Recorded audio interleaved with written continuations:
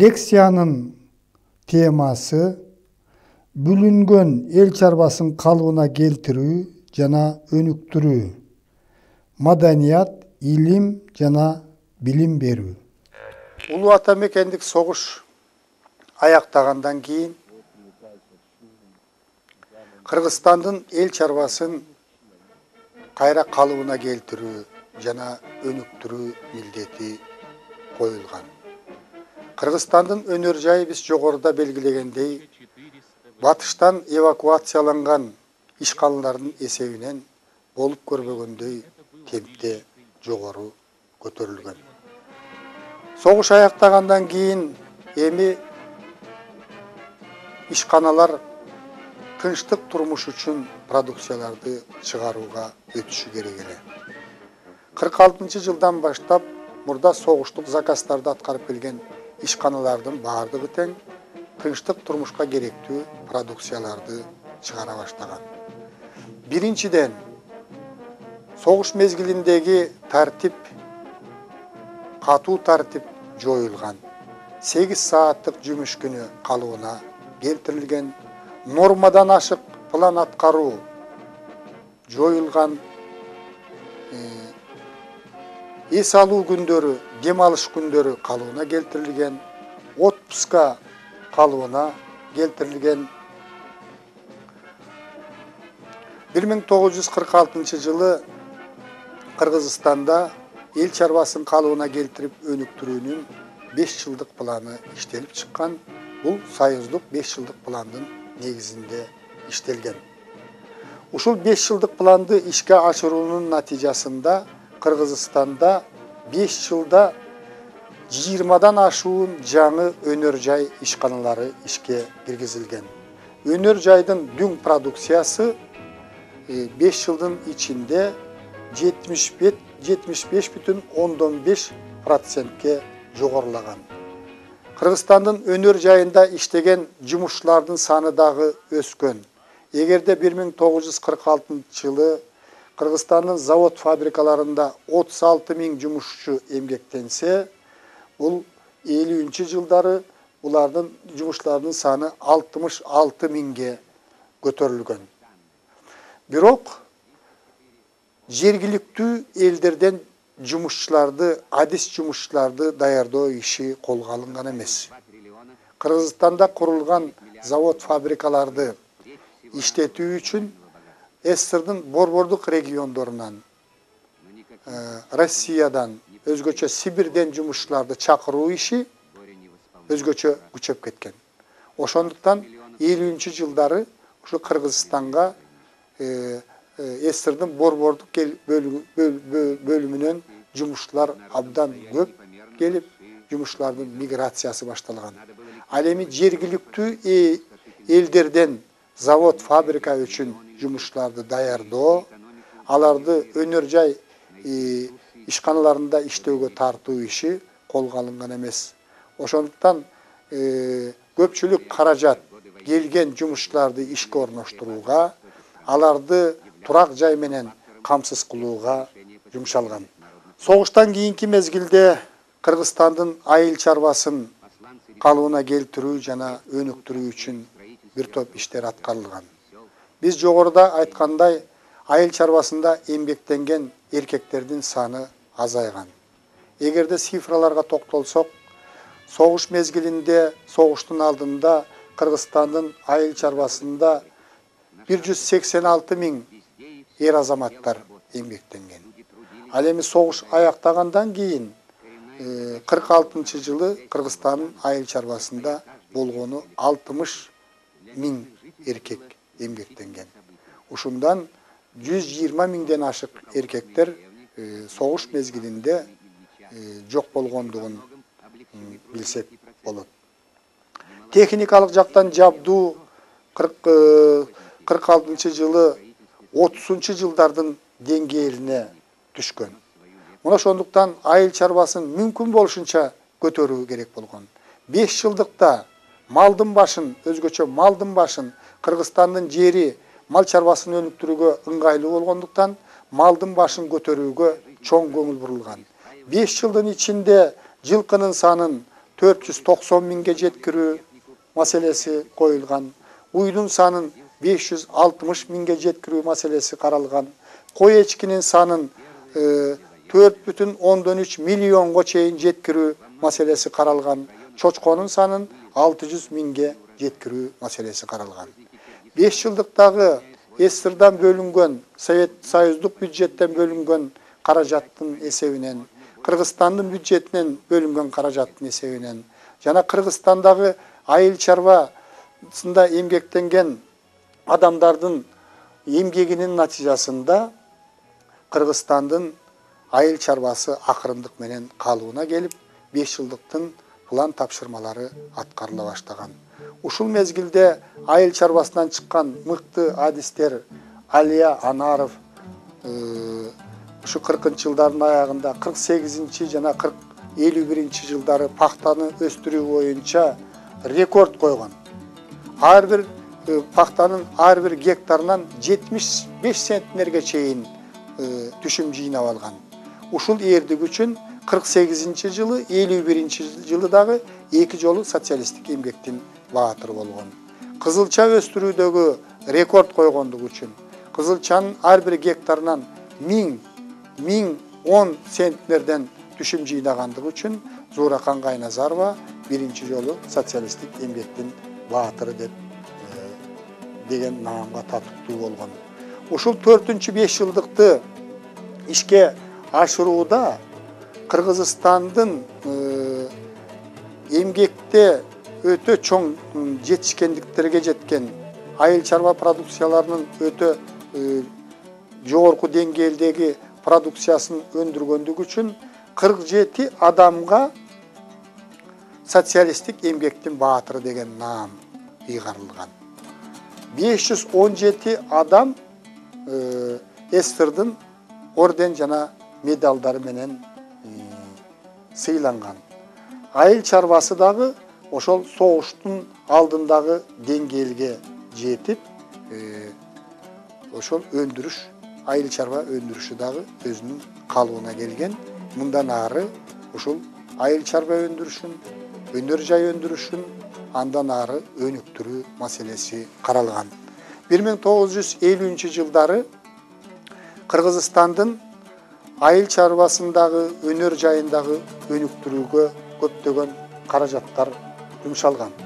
1953-жылы март айында Сталин дүйнөдөн кайтып, Советтер Союзунда тоталитардык режимди жумшартуу үчүн, социалисттик демократиянын принциптерин кайрадан калыбына келтирүү үчүн аракеттер башталган. Бийликке Никита Сергеевич Хрущев келген.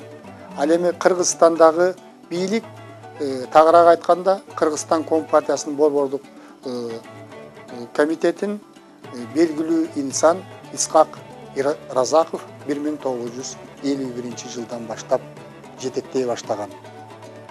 Союздагы реформалардын натыйжасында ошол союздук республикалардын өз алдынчалыгы бир кыйла кеңейтилген. Ушул жүргүзүлгөн реформалардын натыйжасында Кыргызстандагы бир катар ишканалар, тагыраак айтканда 225 ири завод, фабрика Союздун карамагынан Кыргызстандын карамагына өткөн. Андан түшкөн продукция, пайда Кыргызстандын бюджетине которулган. Буга чейин Кыргызстандагы жогорку окуу жайлар, атайын окуу жайлары Союздун карамагында болсо, бул окуу жайлардагы республиканын карамагына өткөрүлгөн. Ушул саясий системада дагы бир катар реформалар жүргүзүлгөн. Сот бийлиги дагы өз алдынча боло баштаган Кыргызстанда, жергиликтүү башкаруу курамынын дагы эркиндиктери камсыз болгон. Натыйжада 1950-жылдары Кыргызстандын экономикасы бир кыйла көтөрүлгөн. Кыргызстандын экономикасын көтөрүү үчүн 50-жылдары союздук бюджеттен 10,6 миллиард сом акча каражаты жумшалган. Натижада Кыргызстанда 48 жаңы өнөр жай ишканалары ишке киргизилген. Айыл чарбасын өнүктүрүүгө дагы өзгөчө көңүл бурулган. Бул айыл чарбасын өнүктүрүүдө, союздук масштабта өнүктүрүүдө, анын ичинен Кыргызстанда өнүктүрүүдө КПСС Борбордук комитетинин 1953 жылы өткөн сентябрь пленуму өзгөчө рол ойногон. Сентябрь пленумунун чечими боюнча айыл чарбасына бөлүнгөн дотация каражаттын көлөмү бир кыйла жогорулаган. Колхоз негизинен колхоздорго эркиндик берилген. Колхоздор планды аткаргандан кийин ашыкча продукцияны базарларда эркин сатууга укук алынган. Колхоздордун мамлекетке болгон карыздары жоюлган. Салыктардын өлчөмү кеңейтилген, азайтылган. Айыл чарбасында эмгектенген адамдар үчүн, колхозчулар үчүн дагы эмгек акы төлөө иши жөнгө салынган. Колхозчулардын айылда эмгектенген адамдардын өздүк көмөкчү чарбаларына бийлигишүү токтолуп, андан чыгарган продукцияларды мурун мамлекетке милдеттүү түрдө өткөрүп келсе, аны эми базарда эркин сатуу мүмкүнчүлүгү алынган. Натижада Кыргызстандын экономикасы бир кыйла жогорулаган, эмгегине жараша адамдарды моралдык жана материалдык жактан сыйлоо иши дагы жүргөн. 1957 жылы Кыргызстандын айыл чарбасынын жетишкендиги үчүн Кыргызстан Ленин ордени менен сыйланган. 52 адамга социалисттик эмгектин баатыры деген наам берилген. 3000дей айыл чарба эмгекчилери СССРдын ордендери жана медалдары менен сыйланган. Айыл чарбасындагы продукция өндүрүүдөгү, айыл чарба өндүрүшүн көтөрүүдөгү эмгеги үчүн Зуракан Кайназарова менен Хайтакун Таширов экинчи жолу социалисттик эмгектин баатыры деген наам алган. Бирок 1959 жылы КПССтин Борбордук комитети айрым бир союздук республикалар өзүнө берилген укуктардан ашкере пайдаланып атышат. Сепараттык саясат жүргүзө баштады. Жерчилдик саясат жүргүзө баштады. Көпчүлүк каражаттарды өзүнүн региону, өзүнүн республикасы үчүн жумшаганга аракет кылышып атышат. Союздук бийлик органдарына баш ийбей баратат. Өзгөчө Кыргызстан, Өзбекстан жана Литва республикалары ушундай жолго түштү деген талкуунун натыйжасында ушундай жыйынтыкка келген. Ушул үчүн 1961 жылы Кыргызстан Компартиясынын Борбордук комитетинин биринчи секретары Исхак Разаков, Кыргыз СССРнын министрлер советинин төрагасы Казы Дыйканбаев өз алдынчалыкты күчөткөндүгү үчүн кызматтарынан алынган. 1963 жылы Орта Азия эл чарба совети түзүлгөн. Ошондо борбордошкон бийлик кайра калыбына келтирилген. 63 жылдан баштап союздук республикалардын өз алдынчалыгы чектелип, борбордоштурулган бийликке баш ийген. 50 жылдардагы реформа ушул партиялык жана мамлекеттик жетекчилер тарабынан кайрадан жыйынтыкталып, союздук республикалардын өз алдынчалыгына чек коюлган. Мына жыйынтыктап айтканда, согуштан кийинки мезгилде жүргүзүлгөн реформалар кайра эле ошол борбордук бийлик тарабынан бул волюнтаристик реформалар болгон. Жеке адамдын кызыкчылыгын көстөгөн. Бул реформалар ошол Хрущевдун ойлоп тапканы болгон. Субъективдүү реформалар болгон. Коомдун өнүгүшүнүн объективдүү закон ченемдүүлүктөрү эске алынган эмес деген шылтоо менен кайрадан жокко чыгарылып, ошол борбордоштурулган бийлик, тагыраак айтканда партиянын бийлиги мурдагыдан дагы күчөгөн. Бардык маселелерди Москва чече баштаган. Эми согуштун мезгилиндеги жана согуштан кийинки маданияттын өсүү абалына токтололу. Согуш мезгилинде Кыргызстанда өзгөчө илим тармагы жакшы өнүккөн. Анткени СССРдын борбордук бөлүгүнөн айрым бир илимий мекемелер Кыргызстандын аймагына көчүрүлө баштаган.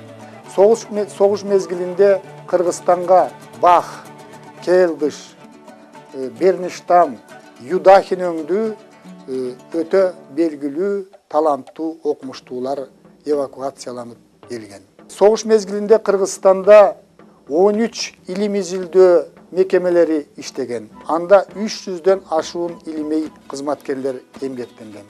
Алардын 13-ü илимдин докторлору, 45-и илимдин кандидаттары болгон. Кыргызстандын маданий турмушунда илим чөйрөсүндөгү эң чоң окуя бул 1943 жылы 5 январда СССРдын Илимдер Академиясынын Кыргыз филиалынын ачылышы болгон. Бул филиалдын төрагасы болуп белгилүү, дүйнөгө белгилүү окумуштуу Константин Скрябин шайланган.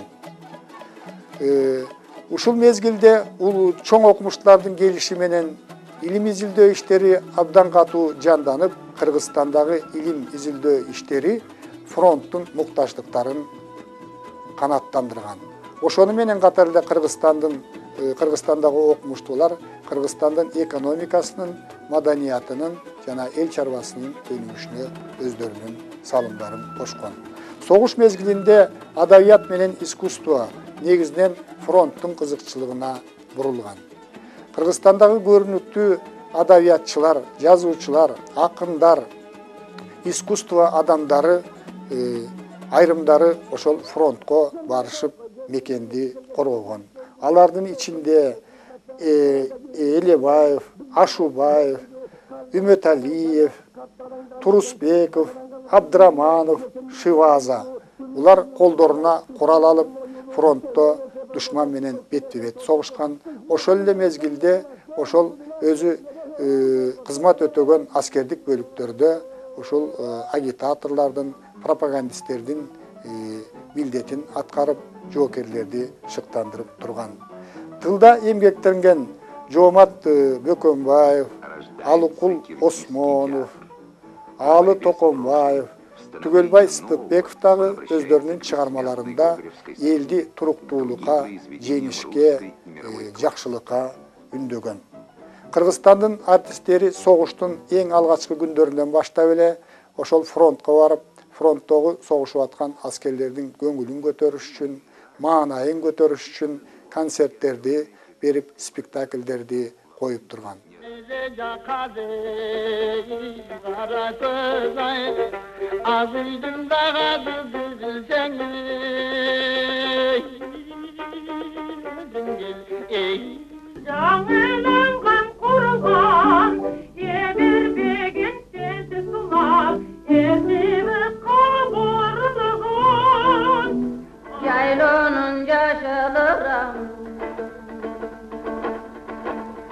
Kalgan şibir tulağına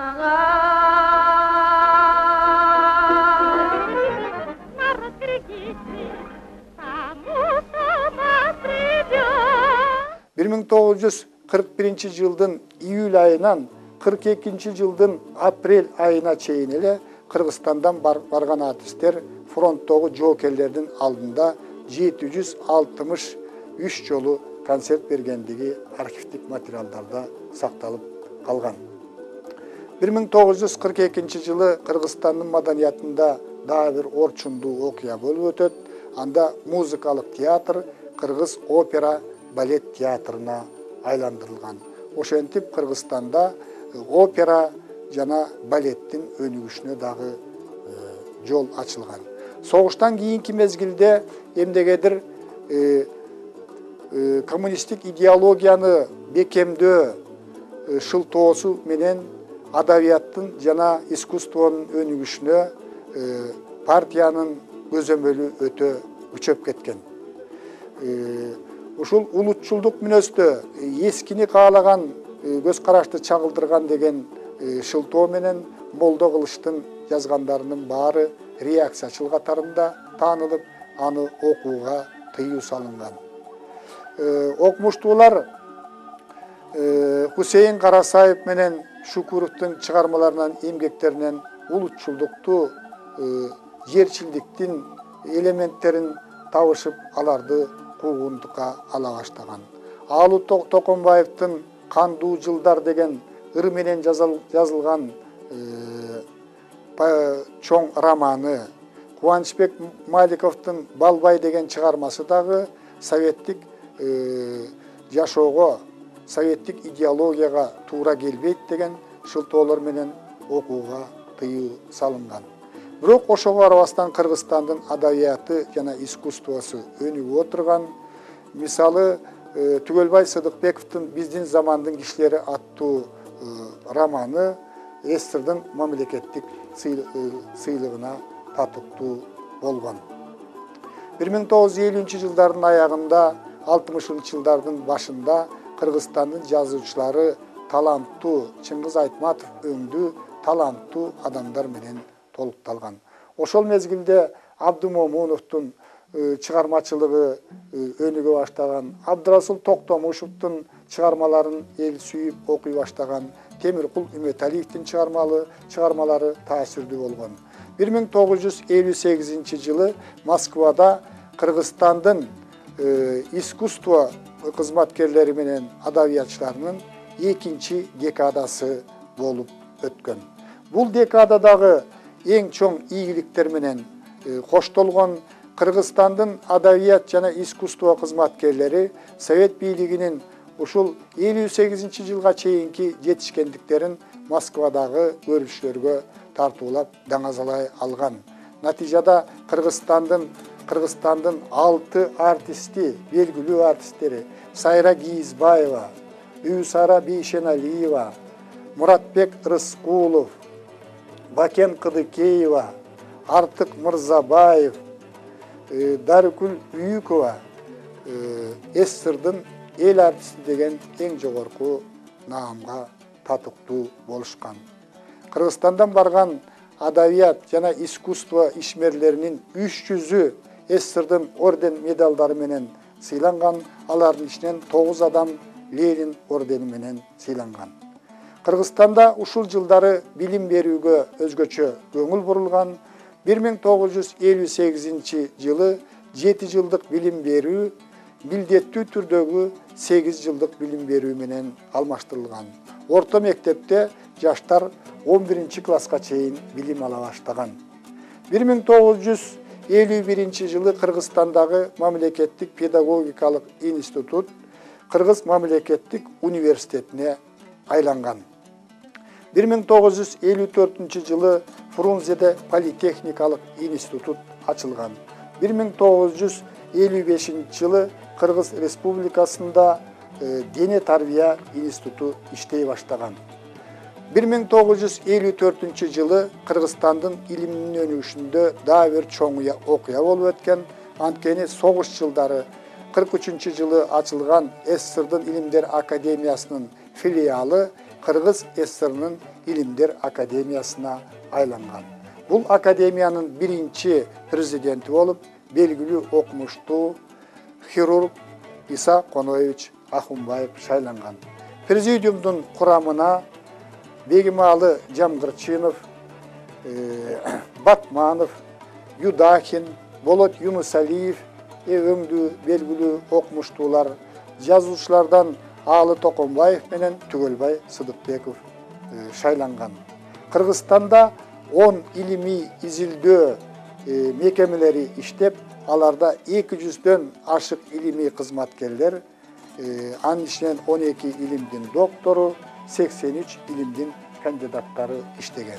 Ошентип согуш мезгилиндеги кыйынчылыктарга карабастан Кыргызстандын маданияты, өзгөчө илими, адабияты, искусствосу жаңы бийиктиктерге көтөрүлүп, элге кызмат кылган.